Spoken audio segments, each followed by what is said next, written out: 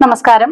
Sreenarayana Guru open university 2ാം semester MA history ക്ലാസ്സുകളിലേക്ക് പ്രിയ വിദ്യാർത്ഥികൾക്ക് സ്വാഗതം. നമ്മൾ ഇന്ന് സെക്കൻഡ് സെമസ്റ്ററിലെ ഒന്നാമത്തെ ബ്ലോക്ക്, അതായത് ഒന്നാമത്തെ ബ്ലോക്കിന്റെ പേര് കൺസോളിഡേഷൻ ആൻഡ് ഏർലി റെസിസ്റ്റൻസ് എന്നാണ്. First block. ഈ ഫസ്റ്റ് ബ്ലോക്കിലെ ഫസ്റ്റ് യൂണിറ്റ് ആണ് നമ്മൾ ഡിസ്കസ് ചെയ്യുന്നത്. Colonial settings in 19th century എന്നാണ് നമ്മുടെ ഫസ്റ്റ് യൂണിറ്റിന്റെ പേര്. Colonial settings in 19th century, 19ാം നൂറ്റാണ്ടിലെ കൊളോണിയൽ സെറ്റിംഗ്സ്, അതാണ് നമ്മുടെ ഒന്നാമത്തെ യൂണിറ്റ്. ഈ ഒരു യൂണിറ്റിൽ നമ്മൾ ചർച്ച ചെയ്യുന്നത് കേരളത്തിലെ ഒരു ബ്രിട്ടീഷ് അധിനിവേശത്തിന്റെ അല്ലെങ്കിൽ ആധിപത്യത്തിന്റെ സംസ്ഥാപനത്തെ കുറിച്ചാണ് ഈ ഒരു യൂണിറ്റിൽ നമ്മൾ ഡിസ്കസ് ചെയ്യുന്നത്. അപ്പൊ നമുക്കറിയാം, കേരളം ആദ്യകാലത്ത് തമിഴകത്തിന്റെ ഒരു ഇന്റഗ്രൽ പാർട്ടായിരുന്നു. നമുക്ക് സംഘകാല ചരിത്രമൊക്കെ നമ്മൾ മുൻ ക്ലാസ്സുകളിലൊക്കെ ആയിട്ട് പഠിച്ചിട്ടുണ്ട്. ഇപ്പോ തമിഴകം അല്ലെങ്കിൽ ചേരൻ, ചോള, പാണ്ഡ്യ, അങ്ങനെ മൂവേന്തന്മാരുടെ ഭരണകാലത്തെ കുറിച്ച്, അതില് കേരളം ഉൾപ്പെടുന്ന ഭാഗം ഭരിച്ചിരുന്ന ചേര രാജാക്കന്മാരെ കുറിച്ച്, പെരുമാക്കന്മാരെ കുറിച്ചൊക്കെ നമ്മൾ പ്രീവിയസ് ക്ലാസ്സുകളിലൊക്കെ പഠിച്ചിട്ടുണ്ട്. എന്തായാലും ആൻഷ്യന്റ് തമിഴകത്തിന്റെ ഒരു ഇന്റഗ്രൽ പാർട്ടായിരുന്നു, ഒരു അവിഭാജ്യ ഘടകമായിരുന്നു ആദ്യകാലത്ത് കേരളം. ഇനി നമുക്ക് അല്പം കൂടി പുതിയ കാലത്തേക്ക് വന്നാല്, കേരളം തിരുവിതാംകൂർ, കൊച്ചി, മലബാർ എന്നിങ്ങനെ 3 ഡിവിഷനുകളാണ് കേരളത്തിന് ഉണ്ടായിരുന്നത്. തിരുവിതാംകൂർ, കൊച്ചി, മലബാർ, ഇങ്ങനെ 3 ഡിവിഷനുകൾ. അതില് നമുക്കറിയാം, ബ്രിട്ടീഷ് ആധിപത്യം ഏറ്റവും ശക്തമായിരുന്ന ഒരു ഏരിയ എന്ന് പറയുന്നത് മലബാർ തന്നെയായിരുന്നു. അതിൽ തിരുവിതാംകൂറും കൊച്ചിയും കുറച്ചുകൂടി നേറ്റീവ് റൂളേഴ്സിന് കുറച്ചുകൂടി പ്രാധാന്യമുള്ള, അല്ലെങ്കിൽ കൂടുതൽ പെട്ടെന്ന് തന്നെ രാഷ്ട്രീയ ഒരു ഐക്യം മറ്റു രീതിയിലൊക്കെ വന്ന ഒരു പ്രദേശമാണ് തിരുവിതാംകൂറും കൊച്ചിയും. എന്നാൽ മലബാർ പെട്ടെന്ന് തന്നെ ബ്രിട്ടീഷുകാരുടെ കീഴിലാവുകയും ബ്രിട്ടീഷ് ആധിപത്യം മലബാറിൽ ശക്തമാവുകയും ഒക്കെ ചെയ്തു. 1800 മലബാർ മദ്രാസ് പ്രസിഡൻസിയുടെ ഭാഗമായി മാറി. അപ്പൊ ഇതിന്റെ ഒരു മുൻകാല ചരിത്രം എന്ന് പറഞ്ഞു കഴിഞ്ഞാൽ, എങ്ങനെയാണ് ബ്രിട്ടീഷുകാർക്ക് ഈ മലബാർ കിട്ടുന്നത് എന്ന് വെച്ചാൽ നിങ്ങൾക്കറിയാം, പ്രീവിയസ് ക്ലാസ്സുകളിൽ നിങ്ങൾ പഠിച്ചിട്ടുള്ള കാര്യങ്ങളാണ്. അതായത് മൈസൂർ ഇൻവേഷൻ, അല്ലെ, കേരളത്തിലേക്കുള്ള മൈസൂർ ഇൻവേഷൻ, ഹൈദർ അലിയുടെയും ടിപ്പു സുൽത്താന്റെയും ഇൻവേഷൻ, പിന്നീട് ഇവിടെ ഭരിച്ചിരുന്ന കോട്ടയം രാജവംശം, അല്ലെ, പഴശ്ശിരാജയൊക്കെ ഉൾപ്പെടുന്ന കോട്ടയം രാജവംശവുമായിട്ട് ടിപ്പു സുൽത്താൻ ഉണ്ടാകുന്ന പ്രശ്നങ്ങള്, അവർ തമ്മിൽ ഉണ്ടാകുന്ന ഇന്റർലൂഡ്സ്, അതിനുശേഷം ടിപ്പു സുൽത്താനെ അല്ലെങ്കിൽ മൈസൂർ പടയെ മലബാറിൽ നിന്ന് പുറത്താക്കുന്നതിന് വേണ്ടിയിട്ട് പഴശ്ശിരാജയും ബ്രിട്ടീഷുകാരും തമ്മിൽ ഒന്നിച്ച് കൈകോർത്ത് പ്രവർത്തിക്കുന്നു. പിന്നീട് മൈസൂരിനെ പരാജയപ്പെടുത്തുന്നു, തറപറ്റിക്കുന്നു. പക്ഷെ പിന്നീട് വരുന്ന ശത്രുത ഇവിടെയുള്ള നേറ്റീവ് റൂളേഴ്സ്, അതായത് പഴശ്ശിരാജാവ് ഉൾപ്പെടെയുള്ള നേറ്റീവ് റൂളേഴ്സും ബ്രിട്ടീഷുകാരും തമ്മിലുള്ള പ്രശ്നങ്ങൾക്ക് വഴിവരുന്നു. എന്തായാലും പിന്നീട് ബ്രിട്ടീഷുകാര് മലബാറിന്റെ ആധിപത്യം പൂർണ്ണ അർത്ഥത്തിൽ പിടിച്ചടക്കുകയൊക്കെ ചെയ്യുന്ന ഒരു ചരിത്രം, അല്ലെ, റഫായിട്ടാണ് ഞാൻ പറഞ്ഞത്. ഈ ഒരു ചരിത്രം നമ്മുടെ മനസ്സിൽ വേണം. ഇതിൽ നിന്നാണ് നമ്മൾ ഈ ഒരു ചാപ്റ്റർ, അതായത് colonial settings in 19th century എന്ന നമ്മുടെ ഈ ഒരു യൂണിറ്റ് നമ്മൾ പഠിക്കുന്നത്. അപ്പൊ നമ്മൾ ഇതുവരെ പറഞ്ഞത് എന്താണെന്ന് വെച്ചാല്, കേരളം 3 ഡിവിഷനുകളായിട്ട് തിരിക്കപ്പെട്ടിരുന്നു: തിരുവിതാംകൂർ, കൊച്ചി ആൻഡ് മലബാർ. ഇതില് നേരിട്ട് ബ്രിട്ടീഷ് ആധിപത്യത്തില് ഏറ്റവും ആദ്യം വന്ന പ്രദേശം എന്ന് പറയുന്നത് മലബാർ തന്നെയായിരുന്നു. മലബാർ 1800-കളില് മദ്രാസ് പ്രസിഡൻസിയുടെ ഭാഗമായിട്ട് മലബാർ മാറുന്നു.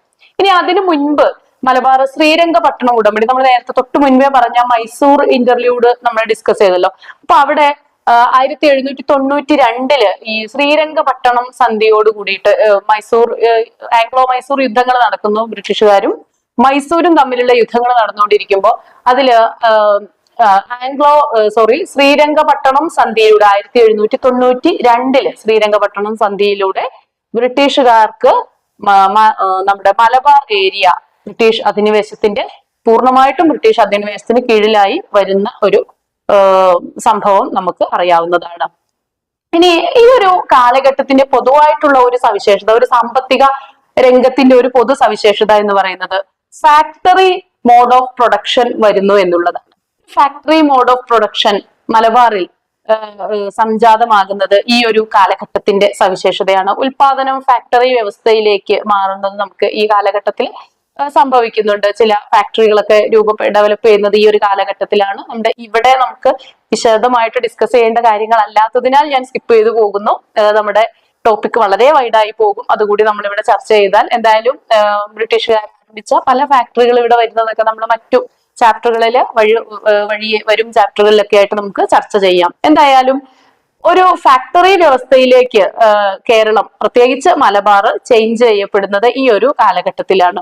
ഇനി ഈ കാലഘട്ടത്തിന്റെ മറ്റൊരു സവിശേഷത, ബ്രിട്ടീഷുകാര് ഇവിടെ ആധുനിക വിദ്യാഭ്യാസം നടപ്പിലാക്കിയത്, അതുപോലെ ബ്രിട്ടീഷ് മിഷണറി പ്രവർത്തനങ്ങൾ അല്ലെ, ഇംഗ്ലീഷുകാരുടെ പല മിഷണറി പ്രവർത്തനങ്ങൾ വരുന്നത്, അതിൽ പ്രത്യേകിച്ച് മലബാറില് ബേസൽ ഇവാഞ്ചലിക്കൽ സൊസൈറ്റി എന്ന് പറയുന്ന ഒരു മിഷണറി ആക്ടിവിറ്റീസ് വളരെ ഫലപ്രദമായിട്ട് പ്രവർത്തിക്കുന്നത് ഹെർമൻ ഗുണ്ടർട്ട് അടക്കമുള്ള ജർമ്മൻകാരനായിട്ടുള്ള ഹെർമൻ ഗുണ്ടർട്ട് അടക്കമുള്ളവരുടെ നേതൃത്വത്തില് ഇവിടെ പത്രങ്ങള്, വിദ്യാഭ്യാസ സ്ഥാപനങ്ങൾ ഒക്കെ വരുന്നതും കേരളത്തില് പ്രത്യേകിച്ച് മലബാറില് ഒരു അവൈക്കനിങ് സംഭവിക്കുന്നതൊക്കെ ഈ ഒരു കാലഘട്ടത്തിലാണ്. എന്തായാലും ഈ ഒരു കൾച്ചറൽ ആയിട്ടുള്ള ഉന്നമനത്തിലൂടെ ഒരു പ്രത്യേക തരം ക്ലാസ് വിഭാഗം അവിടെ ഉയർന്നു വരുന്നത് നമുക്ക് കാണാനായിട്ട് സാധിക്കും. എന്ന് വെച്ചാൽ വിദ്യാഭ്യാസം നേടിയ, ഇംഗ്ലീഷ് എഡ്യൂക്കേഷൻ നേടിയ, സാംസ്കാരികമായിട്ട് ഉന്നതിയിലെത്തിയ, ഒരുപാട് സാമൂഹിക തിന്മകൾക്കെതിരെയൊക്കെ പ്രവർത്തിക്കുന്ന അങ്ങനെ ഒരു ക്ലാസ്, ഒരു പ്രത്യേകതരം വിദ്യാസമ്പന്നരായിട്ടുള്ള ഒരു വിഭാഗം ഈ ഒരു ഘട്ടത്തിൽ ഉയർന്നു വരുന്നുണ്ട്. അപ്പൊ ഈ ഒരു എലൈറ്റ് ക്ലാസ്സിന് സ്വാഭാവികമായിട്ടും കൊളോണിയൽ റൂളിനോട്, അതായത് ബ്രിട്ടീഷ് ഭരണത്തോട് ഒരു ആധിപത്യം ഒരു ആഭിമുഖ്യം ഉണ്ടായിരിക്കും.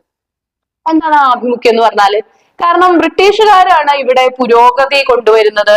ബ്രിട്ടീഷ് ആശയങ്ങളാണ്, ഈ പാശ്ചാത്യ ആശയങ്ങള് മനുഷ്യന്, നമ്മുടെ നിലവില് കേരളീയ സമൂഹം അല്ലെങ്കിൽ ഇന്ത്യൻ സമൂഹം എന്ന് പറഞ്ഞാൽ ഒരുപാട് അന്ധവിശ്വാസങ്ങളോ അനാചാരങ്ങളും സാമൂഹിക തിന്മകളോ ഒക്കെ ആയിട്ടുള്ള ഒരു സമൂഹം. അപ്പൊ അതിൽ നിന്ന് ഒരുപാട് മേഖലകളില് പുരോഗമനം ഉണ്ടായത്, ഒരുപാട് മേഖലകളില് സാംസ്കാരിക അഭ്യുന്നതി ഉണ്ടായിട്ടുള്ളത് ബ്രിട്ടീഷുകാരുടെ ആഗമനത്തോട് കൂടിയിട്ടാണ്.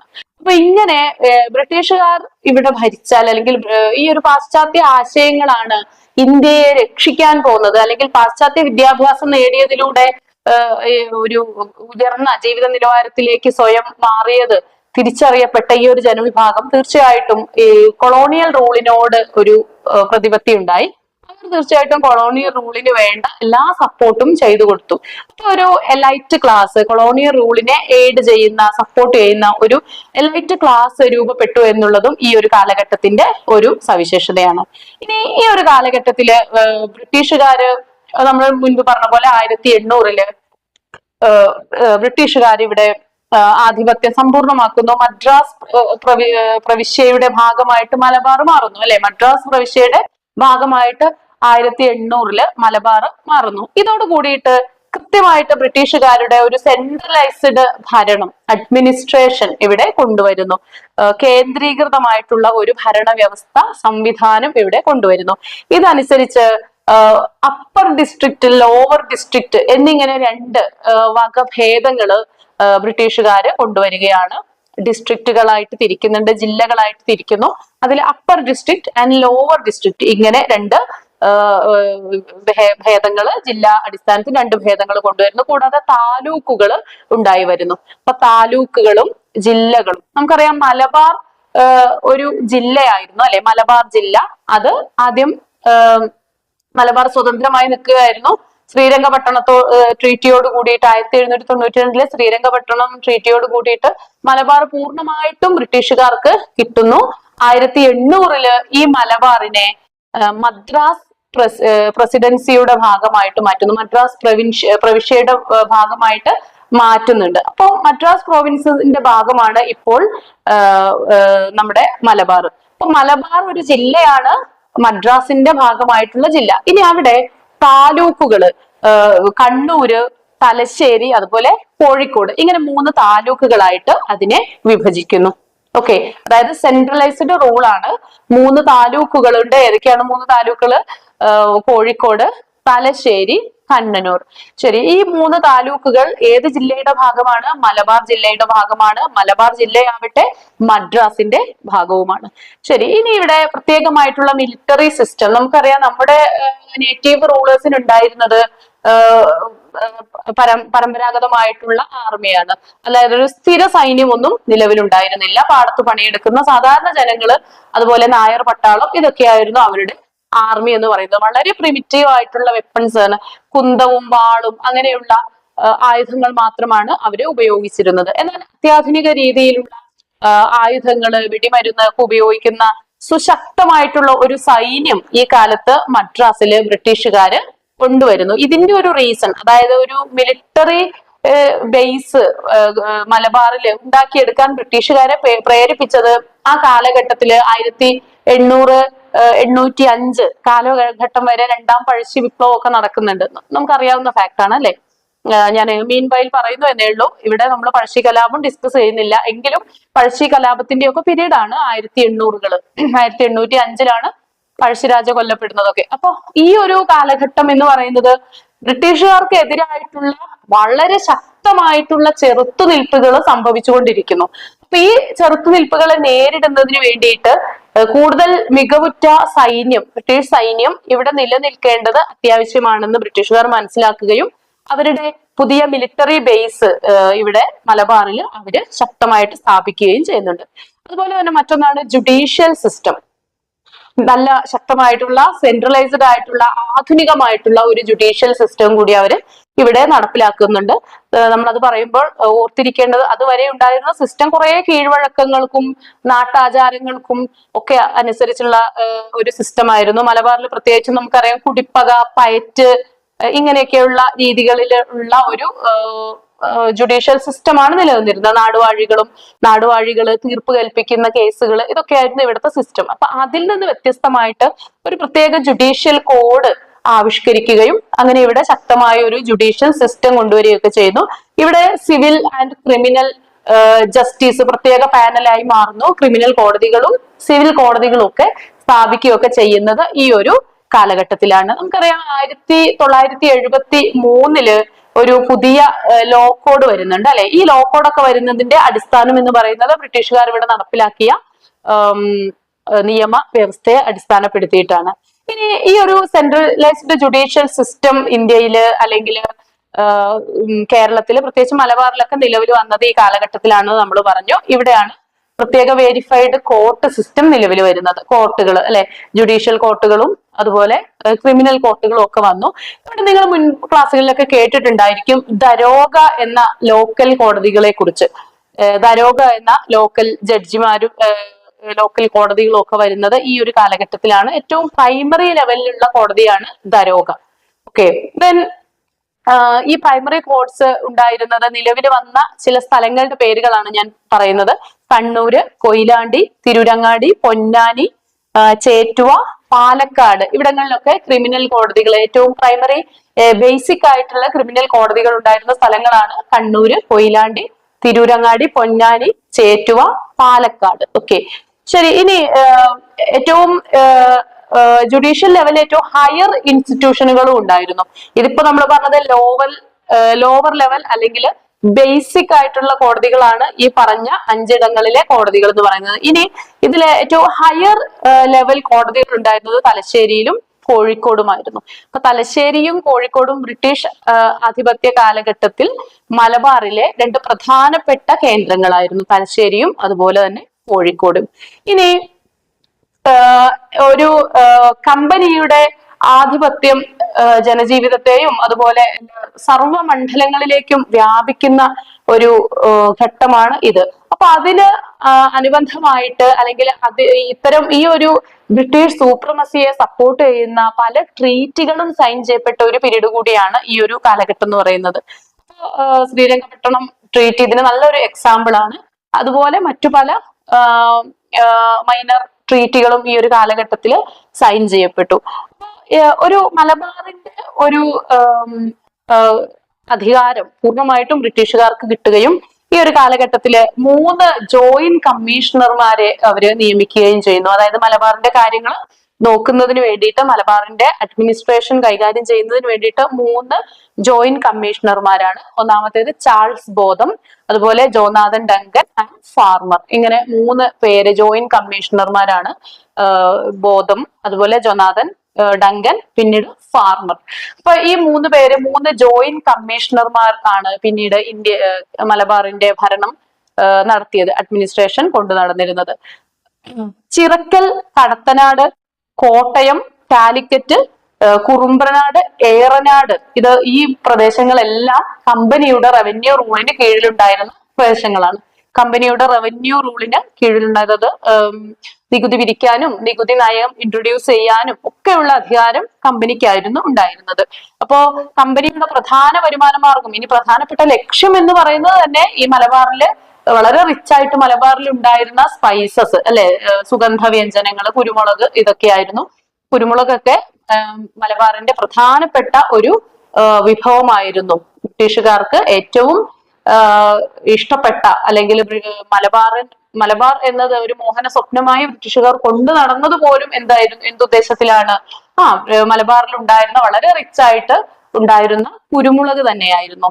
അപ്പൊ ഈ ഒരു മലബാറിന്റെ റവന്യൂ അഡ്മിനിസ്ട്രേഷൻ, നമ്മൾ നേരത്തെ പറഞ്ഞ പോലെ ജുഡീഷ്യൽ അഡ്മിനിസ്ട്രേഷനും അതുപോലെ മിലിറ്ററി അഡ്മിനിസ്ട്രേഷനും എല്ലാം ഇപ്പോൾ ആരുടെ കീഴിലാണ്? അതെല്ലാം ബ്രിട്ടീഷുകാരുടെ കൈകളിലാണ്. അപ്പൊ ചിറക്കൽ, കടത്തനാട്, കോട്ടയം, കോഴിക്കോട്, കുറുമ്പനാട്, അതുപോലെ ഏറനാട്, ഇതെല്ലാം കമ്പനിയുടെ, അതായത് ഇംഗ്ലീഷ് ഈസ്റ്റ് ഇന്ത്യ കമ്പനിയുടെ റവന്യൂ റൂളിന് കീഴിൽ, റവന്യൂ അഡ്മിനിസ്ട്രേഷന് കീഴിലുള്ള പ്രദേശങ്ങളായി. ഇനി ഈ ഒരു കാലഘട്ടത്തിലാണ് വളരെ ഇമ്പോർട്ടന്റ് ആയിട്ടുള്ള ഒരു കാര്യമാണ്, മലബാർ 2 റവന്യൂ ഡിവിഷനുകളായി തിരിക്കുന്നത് ഈ ഒരു കാലഘട്ടത്തിലാണ്. അതായത് 1800-കൾക്ക് ശേഷമാണ് മലബാറിനെ 2 റവന്യൂ ഡിവിഷനുകളായിട്ട് തിരിക്കുന്നത്. നോർത്ത് ഡിവിഷൻ എന്നും സൗത്ത് ഡിവിഷൻ എന്നും രണ്ടായിട്ട് തിരിക്കുന്നു. അതിൽ നോർത്ത് ഡിവിഷന്റെ ഹെഡ്ക്വാർട്ടേഴ്സ് എന്ന് പറയുന്നത് തലശ്ശേരി ആയിരുന്നു. അതുപോലെ സൗത്ത് ഡിവിഷന്റെ ഹെഡ്ക്വാർട്ടേഴ്സ് ചെർപ്പുളശ്ശേരി ആയിരുന്നു. ഇത് വളരെ പ്രധാനപ്പെട്ട, എക്സാമിനേഷൻ പോയിന്റ് ഓഫ് വ്യൂവിൽ തന്നെ വളരെ പ്രധാനപ്പെട്ട 2 പോയിന്റ്സ് ആണ്. 2 division, 2 revenue division, north and south. നോർത്തിന്റെ ഹെഡ്ക്വാർട്ടേഴ്സ് ഏതായിരുന്നു? തലശ്ശേരി ആയിരുന്നു. സൗത്തിന്റേത് ചെർപ്പുളശ്ശേരി. ഓക്കെ. അപ്പോ ഇത് അനുസരിച്ച് ഇവരുടെ റവന്യൂ പോളിസീസ്, നയങ്ങൾ അനുസരിച്ച് ഇവിടെ പുതിയൊരു ലാൻഡ് ലോഡ് ക്ലാസ് എമർജ് ചെയ്യുന്നത് നമുക്ക് കാണാനായിട്ട് സാധിക്കും. പുതിയ ലാൻഡ് ലോഡുകൾ, അതായത് ഈ പുതിയ ലാൻഡ് ലോഡ് വന്നതോട് കൂടിയിട്ട് ഒരു പുതിയ വിഭാഗം സമ്പന്നരായിട്ട് വളർന്നു വരികയാണ് അല്ലെ. സാമൂഹ്യ പരമായിട്ടും അതുപോലെ സാമ്പത്തികപരമായിട്ടും ഒക്കെ ഉയർന്ന ഒരു വിഭാഗം, ഇവിടെ ഒരു മിഡിൽ ക്ലാസ് ഉയർന്നു വരുന്നതായിട്ട് നമുക്ക് കാണാനായിട്ട് പറ്റും. ഇതോടൊപ്പം തന്നെ ഇവിടെ സംഭവിക്കുന്ന മറ്റൊന്നുണ്ട്. നിലവിലുണ്ടായിരുന്ന രാജാക്കന്മാർക്ക് ഈ റവന്യൂ അഡ്മിനിസ്ട്രേഷന്റെ മേലുള്ള ആധിപത്യം ഇവിടെ നഷ്ടപ്പെട്ടു. ജുഡീഷ്യൽ അഡ്മിനിസ്ട്രേഷന്റെ ആധിപത്യം നഷ്ടപ്പെട്ടു. അതുപോലെ മിലിറ്ററി അഡ്മിനിസ്ട്രേഷൻ നഷ്ടപ്പെടുന്നു. കാരണം ഇതെല്ലാം ബ്രിട്ടീഷുകാർ പുതിയതായിട്ട് ഇൻട്രൊഡ്യൂസ് ചെയ്യുന്നുണ്ട്. പുതിയ പട്ടാളത്തെ കൊണ്ടുവരുന്നു, പുതിയ നിയമ സംഹിത ഇറക്കുന്നു, അതുപോലെ പുതിയ റവന്യൂ അഡ്മിനിസ്ട്രേഷനും കൊണ്ടുവരുന്നുണ്ട്. ഇതുവരെ ഇതെല്ലാം നോക്കി നടത്തിയിരുന്നത് ആരായിരുന്നു? ഇവിടുത്തെ നാടുവാഴികളും രാജാക്കന്മാരും ഒക്കെയാണ് അല്ലെ. അവരാണ് കേസുകൾക്ക് തീർപ്പ് കൽപ്പിച്ചിരുന്നത്. അവരാണ് എത്രയാണ് നികുതി എന്ന് നിശ്ചയിച്ചിരുന്നത്, എത്ര നികുതിയാണ് കളക്ട് ചെയ്യുന്നത്, ശമ്പളം എന്താണ്, ഇതൊക്കെ തീരുമാനിക്കുന്നത് അവരാണ്. അതുപോലെ തന്നെ പട്ടാളം, നായർ പട്ടാളവും ഈ രാജാക്കന്മാരുടെ കുത്തകയായിരുന്നു. എന്നാൽ പിന്നീട് ഇതെല്ലാം നഷ്ടപ്പെട്ടതോടുകൂടി രാജാക്കന്മാർക്ക് അവരുടെ റോള് പൂർണ്ണമായിട്ടും നഷ്ടപ്പെടുന്നു. എന്ന് മാത്രവുമല്ല, അവർ ബ്രിട്ടീഷുകാരുടെ പെൻഷൻ സ്വീകരിച്ച് ജീവിക്കുന്ന ഒരു അവസ്ഥയിലേക്ക് വരുന്നു. ആ പെൻഷൻ മാലിഖാന എന്ന പേരിലാണ്, നമ്മൾ മുൻ ക്ലാസ്സുകളിൽ പഠിച്ചിട്ടുണ്ടാവും. മാലിഖാന എന്ന പേരിലാണ് ഈ ഒരു രാജാക്കന്മാർക്ക് ബ്രിട്ടീഷുകാർ ഏർപ്പെടുത്തിയ ഈ പെൻഷൻ അറിയപ്പെട്ടത്, മാലിഖാന. അപ്പൊ എന്തായാലും ഈ റവന്യൂ അഡ്മിനിസ്ട്രേഷന്റെ കീഴില് താലൂക്കുകള് പല വില്ലേജുകളായിട്ട് തിരിക്കുന്നുണ്ട്. ഇങ്ങനെ വില്ലേജുകളിൽ നിന്നാണ്, ഗ്രാമങ്ങളിൽ നിന്നാണ് പിന്നീട് റവന്യൂ കളക്ട് ചെയ്യപ്പെടുന്നത്. ഈ റവന്യൂ കളക്ട് ചെയ്യാൻ പുതിയ ലാൻഡ് ലോഡുകളെയാണ് ഏൽപ്പിച്ചത്. രാജാക്കന്മാർക്കും രാജാക്കന്മാരുടെ ഉദ്യോഗസ്ഥർക്കും ഒക്കെ അവിടെ റോള് നഷ്ടപ്പെടുന്നു. പുതിയ വിഭാഗം ഉയർന്നു വരുന്നു. അപ്പൊ ഇത്രയാണ് നമുക്ക് മലബാറിനെ കുറിച്ച് പറയാനുള്ളത്. ഇനി നമ്മൾ നോക്കുന്നത് ഒരു ബ്രിട്ടീഷ് പാരമൗൺസി ഇൻ ട്രാവൻകൂർ എന്ന ഒരു റീജിയൻ ആണ്. തിരുവിതാംകൂർ ആദ്യം അറിയപ്പെട്ടിരുന്നത് തിരുവിതാംകോട് അല്ലെങ്കിൽ ശ്രീ വാഴുങ്കോട് എന്നൊക്കെയായിരുന്നു. ശ്രീ വാഴുങ്കോട്, അതുപോലെ തിരുവിതാംകോട് എന്നൊക്കെയാണ് അറിയപ്പെട്ടിരുന്നത്. പിന്നീട് തിരുവിതാംകൂർ മാർത്താണ്ഡവർമ്മയുടെ കൈകളിലേക്ക് എത്തുന്നത് ഒക്കെ നമ്മുടെ ചേര രാജാക്കന്മാരുമായിട്ട് ബന്ധപ്പെട്ട, ആയി രാജാക്കന്മാരുമായിട്ട് ബന്ധപ്പെട്ട, അതുപോലെ പെരുമാക്കന്മാരുമായിട്ടൊക്കെ ബന്ധപ്പെട്ട ചർച്ചകളൊക്കെ ക്ലാസ്സുകളൊക്കെ നമുക്ക് പ്രീവിയസ് ക്ലാസ്സുകളിലൊക്കെ നമ്മൾ പഠിച്ച കാര്യങ്ങളാണ്. അതിന്റെ ബാക്ക് ഹിസ്റ്ററി. ഓക്കെ. അപ്പൊ ഇപ്പൊ എന്തായാലും ആധുനിക തിരുവിതാംകൂർ എന്ന് പറയുന്നത്, ആധുനിക തിരുവിതാംകൂറിന്റെ സൃഷ്ടാവ് എന്നൊക്കെ നമ്മൾ വിളിക്കുന്നത് ആരെയാണ്? മാർത്താണ്ഡവർമ്മയാണ് അല്ലെ. ശരി. അപ്പൊ 1729 മുതൽ 1758 വരെയുള്ള കാലഘട്ടത്തില് തിരുവിതാംകൂർ ഭരിച്ചിരുന്നത് മാർത്താണ്ഡവർമ്മയായിരുന്നു. അദ്ദേഹം നിരവധി പുരോഗമന പ്രവർത്തനങ്ങളൊക്കെ നടത്തി തിരുവിതാംകൂറിനെ ആധുനികവൽക്കരിച്ചത് മാർത്താണ്ഡവർമ്മയാണ്. അപ്പൊ ഈ ഒരു കാലഘട്ടത്തില് തിരുവിതാംകൂറിലേക്ക് മെല്ലെ മെല്ലെ യഥാർത്ഥത്തിൽ മാർത്താണ്ഡവർമ്മയ്ക്ക് ശേഷമുള്ള ഒരു കാലഘട്ടത്തില് തിരുവിതാംകൂറിലേക്ക് ബ്രിട്ടീഷ് ആധിപത്യം മെല്ലെ മെല്ലെ കടന്നു വരുന്നുണ്ട്. അങ്ങനെ ബ്രിട്ടീഷ് ആധിപത്യം ശക്തമാവുകയും അവർ നിരവധിയായിട്ടുള്ള ട്രീറ്റികളില് ഏറ്റവും കൂടുതൽ മലബാറിൽ ഉണ്ടായതിനേക്കാൾ അധികം ട്രീറ്റികൾ സൈൻ ചെയ്യപ്പെടുന്നത് തിരുവിതാംകൂറിലാണ്. പലതരത്തിലുള്ള ട്രീറ്റികൾ 1788 ട്രീറ്റി, 1793 1795 1805 ഒക്കെ ട്രീറ്റികൾ, നിരവധി ട്രീറ്റികൾ സൈൻ ചെയ്യപ്പെട്ടു. ഇതിന്റെയൊക്കെ അടിസ്ഥാനത്തിൽ ഒരു സബ്സിഡറി സ്റ്റേറ്റ് ആയിട്ട് തിരുവിതാംകൂർ മാറണം. എന്താണ് സബ്സിഡറി സ്റ്റേറ്റ് എന്ന് പറഞ്ഞാല്? അതായത് ഒരു ബ്രിട്ടീഷുകാർ ഈ രാജ്യത്തിന്റെ, ഒരു സ്റ്റേറ്റിന്റെ സംരക്ഷണ ചുമതല ഏറ്റെടുക്കും. പകരമായിട്ട് ബ്രിട്ടീഷ് സൈന്യത്തെ ഒരു ബറ്റാലിയനെ ഈ ഒരു രാജ്യം അവരുടെ രാജ്യത്ത് വെച്ച് സംരക്ഷിക്കണം. അതായത് ബ്രിട്ടീഷ് പട്ടാളത്തിന് ശമ്പളം കൊടുക്കണം, ബ്രിട്ടീഷ് പട്ടാളത്തിന്റെ മറ്റു ചെല്ലും ചെലവും എല്ലാം നോക്കണം, ആ സൈന്യത്തെ പൂർണ്ണമായിട്ട് എല്ലാ ബഹുമതികളോടും കൂടിയിട്ട് തന്നെ രാജ്യത്ത് നിലനിർത്തണം. ഇതുകൂടാതെ കമ്പനിക്ക് വാർഷികമായിട്ട് ഒരു നിശ്ചിത സംഖ്യ കപ്പമായിട്ട് കൊടുക്കുകയും വേണം. ഇതിന് പകരം എന്താണ് ബ്രിട്ടീഷ് സർക്കാർ ഇവർക്ക് ചെയ്തു കൊടുക്കുന്നത്? ആ രാജ്യത്തിന്റെ ഒരു സംരക്ഷണം, അല്ലെ, മിലിറ്ററി പ്രൊട്ടക്ഷൻ നോക്കി നടത്തും എന്നുള്ളതാണ് തിരികെ കിട്ടുന്നത്. എന്തായാലും നമ്മൾ ഈ പറഞ്ഞ 1788 1793 1795 പിന്നെ 1805 ഉണ്ടായ ട്രീറ്റുകൾ വഴി തിരുവിതാംകൂർ ഈ ബ്രിട്ടീഷുകാരുടെ സബ്സിഡറി സ്റ്റേറ്റ് ആയിട്ട് മാറുന്നു. എന്ന് വെച്ചാൽ സ്ഥിര സൈന്യത്തെ അവിടെ നിലനിർത്താനും ഈ സ്ഥിര സൈന്യത്തിന്റെ എല്ലാവിധ ചെലവുകൾ നടത്താനും അതുപോലെ വാർഷിക ഒരു സംഖ്യ സർക്കാരിലേക്ക്, കമ്പനിയിലേക്ക് കെട്ടാനും ഒക്കെ ഈ തിരുവിതാംകൂറിലെ സർക്കാർ ബാധ്യസ്ഥമാകുന്നു. പകരം മറ്റു ശക്തികളിൽ നിന്ന് ബ്രിട്ടീഷുകാര് ഈ രാജ്യത്തെ സംരക്ഷിക്കും. അത്രയാണ് അവർക്ക് ലഭിച്ചിരുന്നത്. എന്തായാലും ഈ ഒരു കാലഘട്ടത്തില് ബ്രിട്ടീഷ് ആധിപത്യം അവിടെ ശക്തമാവുന്നുണ്ട്. നമ്മൾ മലബാറിലും കണ്ടിരുന്നു. മലബാറില് മിഷണറി പ്രവർത്തനങ്ങളും അതുപോലെ ബ്രിട്ടീഷുകാർ നടപ്പിലാക്കിയ വിദ്യാഭ്യാസവും ഒക്കെ അവിടുത്തെ ജനങ്ങൾക്ക് ഒരു അവൈക്കനിങ് നടത്തിയത് നമുക്കറിയാം. ഇവിടെയും അത് തന്നെ സംഭവിച്ചു. 19-ാം നൂറ്റാണ്ടില് തിരുവിതാംകൂറിലും ജനങ്ങൾക്ക് രാഷ്ട്രീയപരമായിട്ടും സാമുദായികപരമായിട്ടും സാമൂഹ്യപരമായിട്ടും ഒക്കെ ഒരു ഉയർച്ച ഈ ഒരു ഘട്ടത്തിൽ ഉണ്ടാവുന്നുണ്ട്. 19-ാം നൂറ്റാണ്ട് എന്ന് പറഞ്ഞാല് തിരുവിതാംകൂറിന്റെ ഹിസ്റ്ററി നമ്മൾ പരിശോധിക്കുമ്പോൾ കാണാൻ പറ്റും രാഷ്ട്രീയ മുന്നേറ്റങ്ങളുടെ അതുപോലെ സാമൂഹ്യ മുന്നേറ്റങ്ങളുടെ ഒക്കെ ഒരു പീരീഡാണ് ഈ 19-ാം നൂറ്റാണ്ട് എന്ന് പറയുന്നത്. പ്രധാനപ്പെട്ട പല സാമൂഹ്യ പരിഷ്കരണ പ്രസ്ഥാനങ്ങൾ അതുപോലെ സാമൂഹ്യ മൂവ്മെന്റുകളും ഒക്കെ ഉണ്ടായിട്ടുണ്ട്. പല കലാപങ്ങളും, നമ്മൾ ചാന്നാർ ലഹള ഒക്കെ പോലെയുള്ള പല കലാപങ്ങളും ഈ ഒരു കാലഘട്ടത്തിൽ അരങ്ങേറിയിട്ടുണ്ട്. അത് സാമൂഹ്യ ഉന്നമനത്തിന് കാരണമായി. പിന്നീട് നമുക്കറിയാം 19-ാം നൂറ്റാണ്ടില് അതുപോലെ 20-ാം നൂറ്റാണ്ടിന്റെ തുടക്കത്തിലൊക്കെ ആയിട്ട് രാഷ്ട്രീയപരമായിട്ട് ഒരുപാട് മുന്നേറ്റങ്ങൾ തിരുവിതാംകൂറിൽ ഈ ഒരു കാലഘട്ടത്തിൽ ഉണ്ടായിട്ടുണ്ട്. ഇത്തരം മുന്നേറ്റങ്ങൾക്ക് വലിയ പ്രാധാന്യം നൽകിയ ഒരു വ്യക്തിയാണ്, അല്ലെങ്കിൽ അതിനൊക്കെ ചാലക ശക്തിയായിട്ടുള്ള ഒരു വ്യക്തിയാണ് ശ്രീമൂലം തിരുനാൾ. ഇദ്ദേഹം 1885 തിരുവിതാംകൂറിന്റെ ഭരണം ഏറ്റെടുക്കുന്നു. അപ്പൊ ഇദ്ദേഹം അധികാരത്തിൽ വന്നതോട് കൂടിയിട്ട് നിരവധി രാഷ്ട്രീയ മുന്നേറ്റങ്ങൾക്കൊക്കെ തിരുവിതാംകൂർ സാക്ഷ്യം വഹിക്കുന്ന സാഹചര്യം ഉണ്ടായിട്ടുണ്ട്. അതുപോലെ ഒരു കോൺസ്റ്റിറ്റ്യൂഷണൽ അപ്രോച്ചോട് കൂടി ഭരണം നടത്തിയ ഒരു വ്യക്തിയായിരുന്നു, ഒരു മഹാരാജാവായിരുന്നു ശ്രീമൂലം തിരുനാൾ. അദ്ദേഹത്തിന് ഒരു പാശ്ചാത്യ രാജ്യങ്ങളിലെ അല്ലെങ്കിൽ പിന്നെ ഏറ്റവും പുരോഗതി പ്രാപിച്ച രാജ്യങ്ങളിലെ ഒക്കെ ഭരണവ്യവസ്ഥയോട് ആഭിമുഖ്യം ഉണ്ടായിരുന്നു. ഇദ്ദേഹം അതിനെക്കുറിച്ചൊക്കെ പഠനം നടത്തുന്ന ഒരു വ്യക്തി കൂടിയായിരുന്നു. അപ്പൊ അതുകൊണ്ട് തന്നെ ഒരു കോൺസ്റ്റിറ്റ്യൂഷണൽ അപ്രോച്ച് ഇവിടെ തിരുവിതാംകൂറിൽ നടത്തുന്നതിന് ശ്രീമൂലം തിരുനാൾ ശ്രദ്ധിച്ചിട്ടുണ്ടായിരുന്നു. ഇനി ഇതിന്റെയൊക്കെ ഭാഗമായിട്ടാണ് 1888 തിരുവിതാംകൂറിലെ ലെജിസ്ലേറ്റീവ് കൗൺസിൽ രൂപീകരിക്കപ്പെടുകയുണ്ടായി. ചരിത്രത്തിലെ വലിയ പ്രാധാന്യമുള്ള ഒരു സംഭവം തന്നെയാണ് 1888 തിരുവിതാംകൂറിൽ ലെജിസ്ലേറ്റീവ് കൗൺസിൽ രൂപം കൊള്ളുന്നത്. അപ്പൊ അതിനെ തുടർന്ന് ഈ ലെജിസ്ലേറ്റീവ് കൗൺസിൽ രൂപം കൊണ്ടതിനെ തുടർന്ന് പല രാഷ്ട്രീയ മുന്നേറ്റങ്ങളും ഉണ്ടായിട്ടുണ്ട്. പിന്നീട് അങ്ങോട്ട് കുറച്ചുകൂടി 20-ാം നൂറ്റാണ്ടിന്റെ ആദ്യ ഘട്ടത്തില്, അതുപോലെ 19-ാം നൂറ്റാണ്ടിന്റെ അവസാനത്തിലും 20-ാം നൂറ്റാണ്ടിലെ ആദ്യത്തിലും ഒക്കെ ആയിട്ട് നമ്മൾ പല മെമ്മോറിയലുകൾ ഒക്കെ പഠിച്ചിട്ടുണ്ട് അല്ലെ. ഈഴവ മെമ്മോറിയല്, മലയാളി മെമ്മോറിയല്, എതിർ മെമ്മോറിയൽ, ഇങ്ങനെയുള്ള കുറേ സംഭവ വികാസങ്ങളൊക്കെ അരങ്ങേറുന്നത് ഈ ഒരു കാലഘട്ടത്തിൽ തന്നെയാണ്.